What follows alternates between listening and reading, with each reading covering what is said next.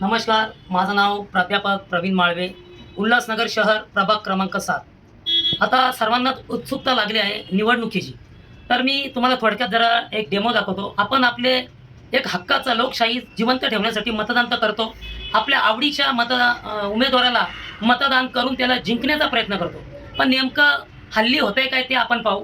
आता जेव्हा तुम्ही मतदान कक्षामध्ये प्रवेश करता, त्यावेळेस सर्व आपल्या नावाची नोंदणी वगैरे झाल्यानंतर आपण व्ही-व्ही-पॅटकडे जातो. म्हणजे जिकडे आपण मतदान करतो, ते मतदान मशीनमध्ये प्रेस केल्यानंतर आपण बघतो शहानिशा होती आपली, कमी ह्या उमेदवाराला मतदान केलंय.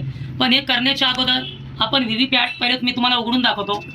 बघा, याच्यामध्ये कसल्याही प्रकारचं अजून मतदान झालं नाही आणि कसलाही कागद नाही, चिठ्ठी नाही. बरोबर, ओके.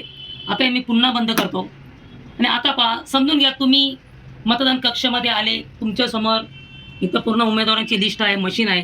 तर गृहीत धरू आपण काही तर 3 उमेदवार आहेत. एकाची निशाणी ॲपल आहे, सफरचंद. दुसऱ्याची बनाना केळा आहे. तिसऱ्याची वॉटरमेलन आहे, म्हणजे कलिंगड.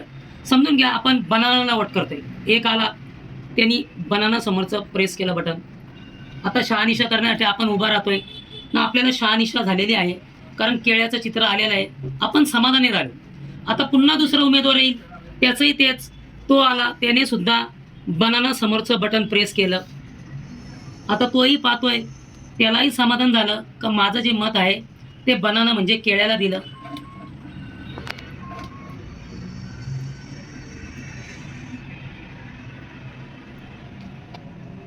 आता आपण रिझल्ट पाहू. सगळ्यांना उत्सुकता असते का बाबा आता आमचा उमेदवार निवडून येणार म्हणून. पण आता बघा, आता आपला रिझल्ट. आता अरे बापरे, हे काय झालं. आता इथं ॲपलला 1 दाखवतंय, म्हणजे सफरचंदाला 1 आणि केळ्याला 1.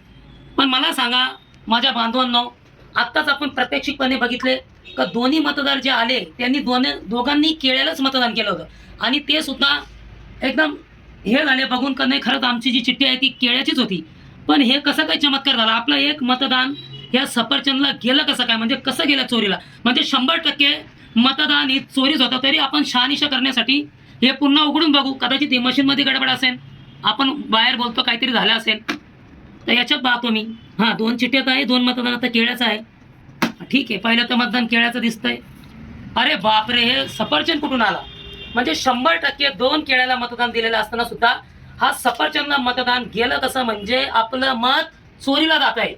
जागृत होणं गरजेचं आहे आणि मी या EVM मशीनचा निषेध करतो.